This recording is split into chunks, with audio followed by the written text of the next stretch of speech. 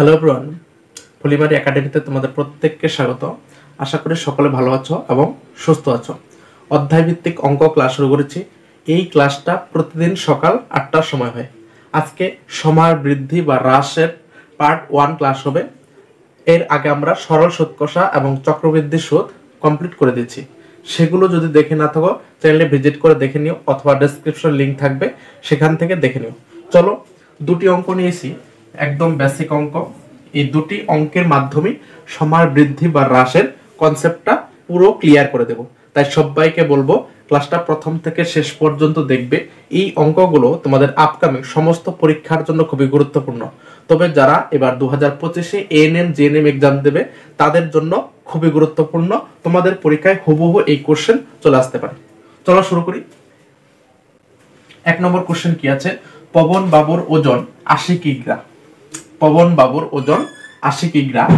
ওজন কমানোর জন্য তিনি নিয়মিত হাঁটা শুরু করলেন।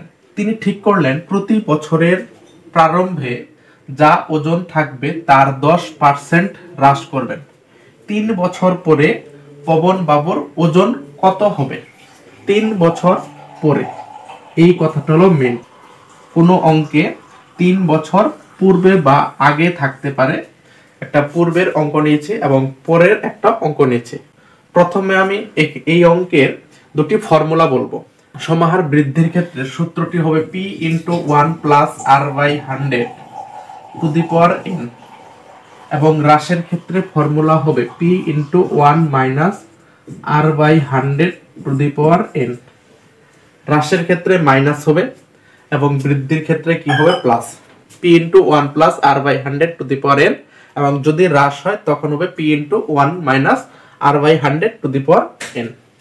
ওকে, এবার 3 বছর পরে পবন বাবুর ওজন কত হবে? যদি পরে বলা থাকে, এখানে যে মূল রাশিটা আছে এটাই হচ্ছে p এর মান। p এর মান হচ্ছে 80 কিগ্রা। কিন্তু এই অঙ্কটার ক্ষেত্রে দেখো, 2 নম্বর অঙ্কটা 3 বছর পূর্বে বলেছে, তাহলে এখানে যে মূল রাশিটা আছে 3993, এটা কিন্তু p এর মান না। বলছে ওই স্কুলের শিক্ষার্থীর সংখ্যা কত ছিল, অর্থাৎ আসল জানতে চেয়েছি। ঠিক আছে, যাকে আমরা p দিয়ে ইন্ডিকেট করি আসল বলতে পারি। আসল বা সর্বপ্রথমে কি ছিল সেটাই জানতে চেয়েছে। তাহলে পূর্বে বা আগে থাকলে p এর মান দেওয়া থাকে না, p এর মান x ধরে অঙ্ক করতে হবে। আর যদি পরে বলে, পরে 3 বছর পরে কত হবে, তাহলে আসলটা দেওয়া আছে, মানে p এর মান দেওয়া থাকে অঙ্কে, পরবর্তীতে কত হবে সেটাই জানতে চাই। এখানে কি বলেছে? 10% হ্রাস। তাহলে কোন ফর্মুলা হবে? p × 1 - r/100 two the power n। তাহলে p কত? 80 × 1 - r কত?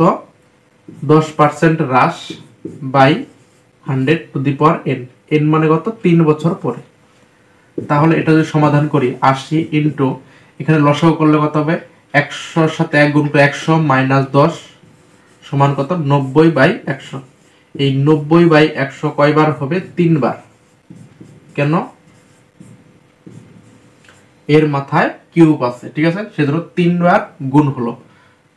এবার যদি কাটাকাটি করি, 1 0 1 0 বাদ যাবে, এই 0 বাদ গেল, এই 0 বাদ গেল, এই 0 বাদ গেল। কত হবে? 9 81, 81 9 দিয়ে গুণ করলে 729, তার সাথে 8 গুণ, 8 9 72, আর 2 16, 23 17 56 58। তাহলে কত হবে? 58/100, সরি 58 32, 5832/100। 100 দিয়ে ভাগ করলে উত্তর কত হবে? 58.32 কিগ্রা। তাহলে 3 বছর পর তার ওজন দাঁড়াবে 58.32 কেজি। বর্তমানে ওজন 80 কিগ্রা। 10% করে হ্রাস হলে 3 বছর পরে ওজন হবে 58.32 কেজি। ঠিক আছে, পরবর্তী অঙ্কে যাই। 2 নম্বর অঙ্ক কি আছে? কোচবিহার জেলার ফলিমারি নেহেরু বিদ্যাপীঠ স্কুলের বর্তমান শিক্ষার্থীর সংখ্যা। এখানে যে স্কুলটা নিয়েছি এটা হলো আমাদের গ্রামের স্কুল, এবং এই স্কুলেই আমি ছোটবেলা থেকে পড়েছি। তাহলে ফলিমারি নেহেরু বিদ্যাপীঠ স্কুলের বর্তমান শিক্ষার্থীর সংখ্যা ৩,৯৯৩ জন। এটা বলেছে বর্তমানে আছে, ঠিক আছে। প্রতি বছর বিগত বছরের তুলনায় যদি 10% শিক্ষার্থী বৃদ্ধি পেয়ে থাকে, তবে 3 বছর পূর্বে ওই স্কুলে শিক্ষার্থীর সংখ্যা কত ছিল। তাহলে 3 বছর আগে কত ছিল সেটা জানতে চেয়েছে। তাহলে এখানে কিন্তু পি এর মান নেই, পি এর মান বের করতে হবে। তাহলে পি এর মান যদি x ধরি, তাহলে কি হবে x ইন্টু 1 কি হবে, এখানে বৃদ্ধি পেয়ে থাকে, তাহলে 1 plus r by 100 to the power n। তাহলে 3 বছর পূর্বে ছিল x, তাহলে 3 বছর পরে কত হবে, এটা হবে। তাহলে এটাই মানে বর্তমান জনসংখ্যা বা শিক্ষার্থীর সংখ্যা।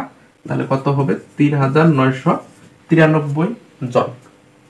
তাহলে x ইন্টু 1 প্লাস r এর মান 10 বাই 100 n সমান সমান ৩,৯৯৩। তাহলে x সমান সমান কি হবে ৩,৯৯৩ গুণন, এটা এই পাশে গুণ আছে, ওই পাশে গিয়ে ভাগ হবে। 1 যোগ 10 বাই 100 লসাগু করলে কত হবে 100, আর 100 যোগ 10 110। তার কি হবে এর মাথায় 3 হবে, 3 বছর পূর্বে বলেছে, তাহলে এই জিনিসটা 3 বার গুণ হবে। এবার এটা ওই পাশে গিয়ে উল্টে যাবে, তাহলে কত হবে 100 by 110 into 100 by 110 into 100 by 110। এবার যদি কাটাকাটি করি 1 2 3 1 2 3, 11 তে কাটলে 3 11 33, 6 11 66, 3 11 33, 3 11 33, 3 11 33, 11 তে কাটলে 3 11 33।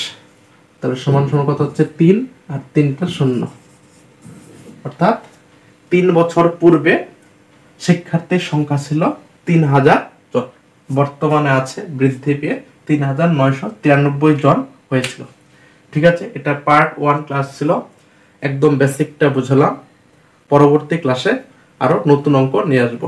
ঠিক আছে, চ্যানেলে যদি নতুন হয়ে থাকো চ্যানেলটি সাবস্ক্রাইব করবে, এবং ক্লাসটি যদি ভালো লেগে থাকে একটা লাইক করে দেবে, এবং তোমাদের কোন ধরনের অঙ্ক লাগে, এরপর কোন চ্যাপ্টারটা করলে তোমাদের ভালো হবে সেইভাবে কমেন্ট করবে। কমেন্ট অনুযায়ী তোমাদের সামনে ক্লাস উপস্থাপন করা হবে। সবাইকে থ্যাংক ইউ।